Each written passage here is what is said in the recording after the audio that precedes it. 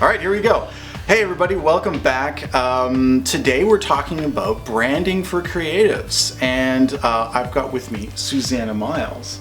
Susanna, why don't you tell everyone who you are and what you do? I am a serial entrepreneur. I've worked in the fashion industry, the beauty industry, and in digital marketing. I am married to this guy. Right, full disclosure. Do you consider yourself a creative first or a business person first? Oh, I can't separate the two. You can't separate the two, so it's kind of like all intermixed. You jump between. How did you get into like the business part of it? Were you always like kind of business minded? I actually feel like being an entrepreneur is one of the most creative things that we can do. The whole strategy process. I think I was always, kind of entrepreneurial. Any artistic idea that I would have, because I was artistic when I was younger. I loved fashion. I loved, my art classes and all of that stuff, making things. I always loved the idea of, selling them and who they would be for, and the whole story around why I was selling it. I feel like most creative people that I talk to are kind of allergic to mixing creativity and business. They have a tough time with it. They definitely don't think that business is creative. What's your suggestion for how somebody like that could approach it? Like, what would you say to someone who hears someone talking about the idea of branding for creatives or for artists and they go, no, that's not for me? I think the best way that I can sort of talk about how it can be approached is a video actually that I was watching by a person who was teaching interior design. Your interior of your home is a self-reflection of who you are as a person.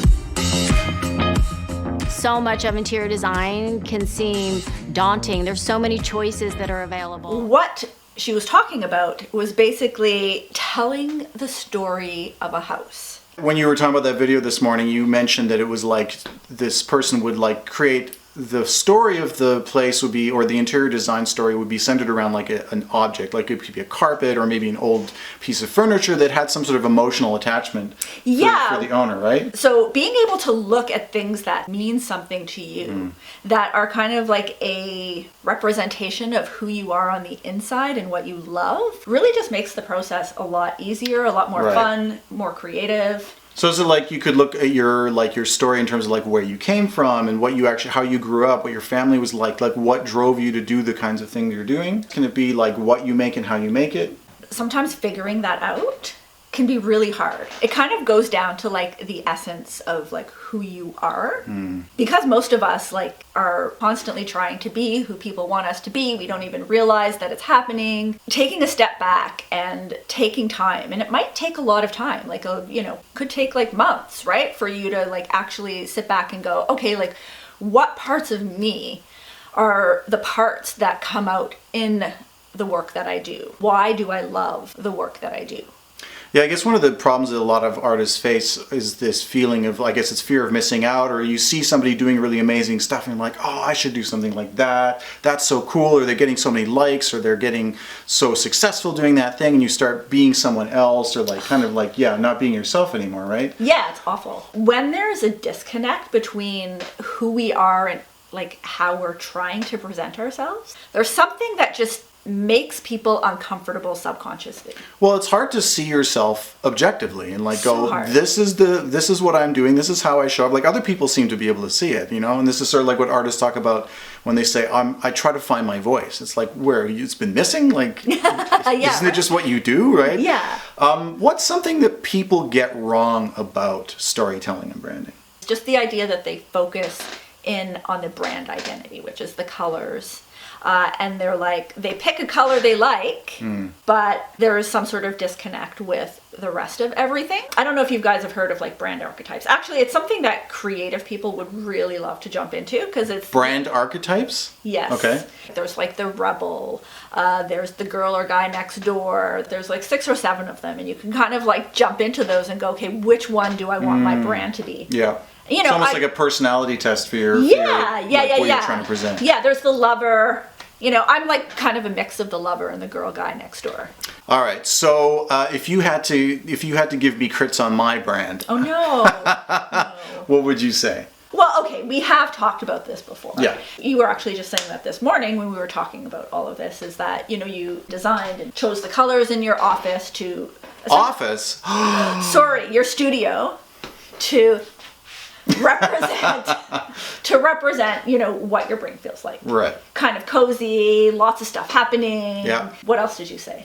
It's creative. It's a warm space. It's kind of like, I think of it, my studio is the magical cave, right? It's like the inside of my mind. It's rife with energy and lots of creative ideas. And I do feel like this is, if I had to think about like a brand identity or part of my story, this is definitely what it's about. I'm not a minimalist, super clean, white spaces, almost nothing on my desk kind of guy. I'm a little more like controlled chaos, like it might seem like there's a lot going on, but it's all focused. And it's about potential and opportunity and stuff like that.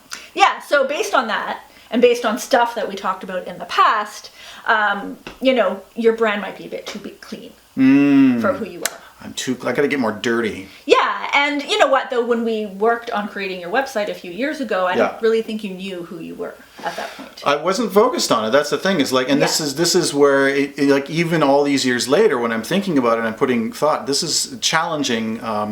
It's hard to see yourself objectively, as I said, and also just it's overwhelming all the things you kind of have to account for. And I think one of the biggest challenges too is that you have to put a stake in the ground. Like you have to decide, I'm for this and I'm not for that.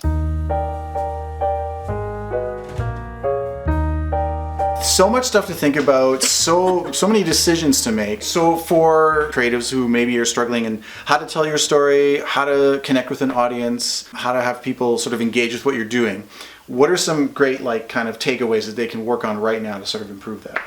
Can I ask you one question? Yeah, absolutely. Okay, can you tell me what the problem is that they're struggling with? Why they sort of feel like they need to figure this out? Yeah. Like, why does this matter, right? Exactly. Yeah, great question. Let's say, for instance, in a networking situation, someone comes up to me and we start a conversation and they go, hey, how are you doing? What's your name? Blah, blah, blah, all the usual stuff. And then they eventually go, so what do you do? And I go, I'm a composer. I make music for film and TV. And they go, that's great. Maybe they'll say, like, what does that mean? Or have you done anything that I know? Or what does your music sound like? Which is the worst question you can get, because how are you supposed to answer that? So I struggled for years, like, what to actually say when people ask me that. Like, what am I going to tell them that's going to be memorable, that's going to connect with them, that is going to make them be interested to continue engaging with me in any way and not just be bored and walk away. So that's the basic thing. Like, how do you get to telling your story? How do you get someone to really engage and lean into what you're saying?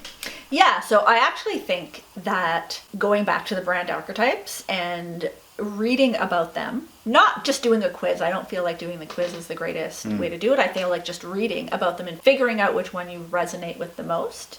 You can have two. Lots of times, like, people are like a little bit of two, and you just start like pulling out, words, the way people in that archetype sort of see the world, what they're trying to accomplish. Right. And what that will do is it will start to help you know what words to use. If you start looking at the colors that are appropriate for that, it will help you in that way. It'll kind of like help you figure out, how to connect with people. Right. And then the second thing is actually a piece of advice that someone gave me, which was basically to write my story out in poem form. So the year that something happened, what it was that I happened, what I did, like an exam that I failed, whether it was something that I did really, really well on, the first time I discovered something and I was like, whoa, right? And then write down why it was impactful. Try out different voices based on those stories, right? Yeah. Do you have a question? No, I love this idea because I've actually found really big like chunks of gold in doing that kind of an exercise. For me, it was realizing that because of where I grew up and how I grew up, which was with my parents, who were both professional musicians in Germany, and growing up on those concert and opera stages and seeing, like, the thing that I really connected with was the big stories, like those operatic stories, seeing the massive dragon on the stage when they did the Wagner operas, and then also realizing all of a sudden that what I used to do is put on music and act out scenes, dress up and like be a little character in my own movie that was playing in my head. And when I realized that, I thought, oh my God, that's like such a big key to what I do.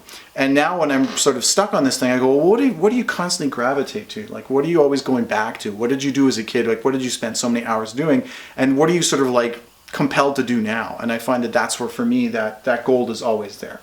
Yeah, definitely. The third thing that is super, super valuable is, and it's a secret in how to make people relate to you, which is to have a story or a scenario that can explain to people what you do. So instead of saying, I'm a composer who does music for film and TV, usually horror movies, you know what I mean? You can say, let me tell you a story. Right? You know, I was working with this guy. He was like super overwhelmed. These were some of the issues that he was going through. This is why I wasn't working. And then, you know, when I worked with him, this happened. What I do with people is I do X, Y, Z, which helps them get to Y. Right, yeah. You know, in your own special way. Yeah, so you're connecting with the people that you're talking to in terms of what they want out of a situation, and sort of them being able to imagine themselves as part of that story that might happen if you work together. Yes, exactly, because that's how people process information. Right? Was that a good example? I think it's a great example, and I think what it also points to, which I think is something that's happening more and more now, is the idea of being vulnerable and telling stories in a sort of more open, authentic way, where it might be about failure, but you're really going to connect with someone. It's a little bit off the topic of branding, but I think in terms of storytelling, it's a very powerful device, where we all sort of tend to think that the main thing to do is to be strong and to be like confident and always have figured something out. But there's a huge power, I think, in being able to be vulnerable and to say, yeah, there was this one time when I did a really stupid thing and this was embarrassing, but hey, here's what I learned from it and here's how I came out of it. And then people, you know, they see you more as a relatable person. It's tough talking about yourself. It's it's tough doing it in a way that doesn't sound like you're flexing. Yeah. But I think that, you know, some of the stuff that we're talking about is a great way to get away from that and tell a compelling story that shows that you're a professional, it shows you're doing interesting work without and makes people lean in because they see themselves as potentially part of that story in the future. Yeah, it's really engaging. Yeah. Right? Like, because it's like you're not talking at them, you're talking with them. You're including them in the conversation as opposed to like just forcing them to listen. Right. Well, I think these are a lot of great tips. I hope this has been super helpful for you. Where can people find you and follow you in what you're doing? Well, I am just online at susannamiles.com, and all of my handles are Susanna Miles. Nice. Very clever. Yeah. All right. Well, thanks a lot for watching. Hope you guys got something useful out of this. I'd love it if everyone put something in the comments about how they're telling their story, if they're struggling with something. And if you like this vibe, we might come on more and talk about like what it's like to be collaborative partners in a relationship. We've been together for over 20 years now, making it work. You know, we both work from home, and maybe there's some cool stories that we can share that might help people that are also in similar situations. Yeah. So leave us some comments below. Give us a like and a subscribe. Go follow Susanna, and I'll see you guys in the next one.